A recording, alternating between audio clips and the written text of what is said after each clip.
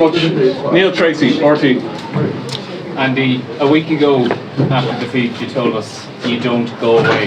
Does that last 15 minutes? What you said last week? Well, it was the sublime to the ridiculous again, wasn't it? Really, the complete role reversal of last week. First half performance, not too great last week. This week, I thought it was outstanding. It was as good as it gets. But second half was good last week, and this one, I think we made enough mistakes to lose 3 games in that second half. But you just know when you hang on in there that there's always going to be a chance with this team because of the guts, the bravery that they've got, and they showed that in spades. Even before the drop goal, can you talk to us about the composure shown to exit out and get into that position? Well, the half break and the chase as well. Well, you know, let's go through it. He kicked a ball out on the full on a crossfield kick to get his composure back, and then we play the play. Stu McCluskey does unbelievably well. We take the space, and to roll the ball in there and to tackle someone in touch is great play to put pressure of where it's needed to be at the end of a test match like that. And but you still need guts. He had the guts in the first place to do the first drop goal, and then I thought it was immense how he had the courage to take it early. So fair play to him. And Caelan, can you just talk us through everything from, I suppose, the line-out call right through to the moment you saw the ball going between the posts? Yeah, well, the second half felt like a bit of a shit show at times, that first 20 in particular. I was sitting on the sideline watching something unfold, not being able to influence it, and it sort of felt like suffocating at times, penalty after penalty. We got it back on track a little bit. Farrell, in fairness to him, massive credit. The first one, thought the ball was going to me, I see it going in behind to him, he slots it. And then the composure he had, like Faz said, first of all going for the crossfield which didn't come off, and then he kicks it again. I'm thinking, what are you doing, kicking the ball away? Perfectly weighted kick, we tackle him into touch, and just the composure he had throughout and the confidence to go for that last kick. Yeah, credit to him, I thought it was class. Caelan, you told us yesterday that Andy kind of put it up to you guys a bit during the week in terms of standing up to each other. How proud are you of the way you delivered physically, in terms of just the physical commitment, the scrap? I think the first half was right up there. Some of the collisions that went in were up there with the best we've had in the past. I think it's always a pretty physical encounter. Last week wasn't quite there, but you look back to the World Cup and previous encounters, it's right up there, and we showed that in the first half. I think South Africa showed their class in that first 20 of the second half, and there was a little bit back and forward in the last 20, but obviously delighted with the result. Andy? Well, he epitomised it. He had a magnificent game. He was outstanding throughout, like he was last week, and he's in great form.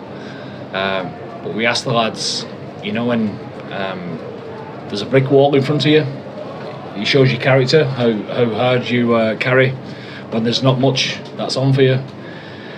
He ran so hard on one of the collisions and got absolutely smashed, and got up and went again and again and again, and that's proper leadership. So when your captain's doing that, others tend to follow. Can you talk about some of the kids as well, like Jamie Osborne? Well, I just said to him in the change rooms there, and also to Sam and Izzy as well, you know, the experience that they've had. But we let Jamie down last week, and we certainly owed him one, but it was the opposite actually. He pulled it out of the bag for us really. He was an unbelievable performance from that young fella. And you've been involved in some great Irish victories as an assistant and as a head coach. I think it's your 50th night at Ireland Cup, Games Ireland Cups tonight. Where does I don't know the relevance in that, like, you know, because like 50 definitely won't, and it's not a milestone, and I don't get the relevance. But he keeps saying I didn't tell. yeah, it's irrelevant. But in terms of everything you've been involved in, where does that rank?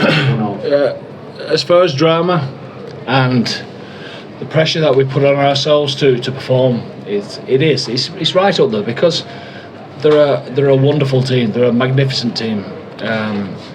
Last week was difficult for us because we said it as it was, and we weren't happy. So we had to come out and perform. And you know, when you have those conversations, you're talking about character. So for that to come through, and he certainly wasn't perfect. He was ridiculous at times. First half was brilliant, but he was ridiculous in the second half for all sorts of reasons. But the character that we showed, that's what sport's all about, really. Yeah. Andy, just to jump back in, is there any unofficial way yourselves in the box can decide this series behind the scenes, an arm wrestle or anything like that? No, we've got a function now, so I'm looking forward to that, because you guys keep telling us it's been a long old season, 13-month season for these guys, but you wouldn't think it, would you? And if we'd have lost today, there'd been no excuses at all, really, because when you play for Ireland, they're all proper test matches, you know, so there's no excuses. So we'll enjoy being here with South Africa, because the tussles have been immense. So last 3 questions, this gentleman, sorry, that lady, and then Murray, okay? No, sorry, this gentleman first, thank you. And were you surprised how malfunctioned Springbok was? I mean, line out, more, and also the it wasn't working for them. Were you surprised by that? I mean, not really, no, because there's two good sides going at it. I mean, you know, our set piece was pretty good at times, and then in the second half we gave away some possession ourselves. But that's what happens at the top level. Two good sides going at it, and how we found a way was the main point. Sorry, I don't know your name, I beg your pardon. Oh, me, that's fine. Sorry, Andy, I'm not sure what the gentleman on that side, if he was asking the same question that I wanted to ask with your response, but if I may, what do you think this would now sort of contribute to the who's the best conversation in the world conversation? Ah, no. I actually don't care.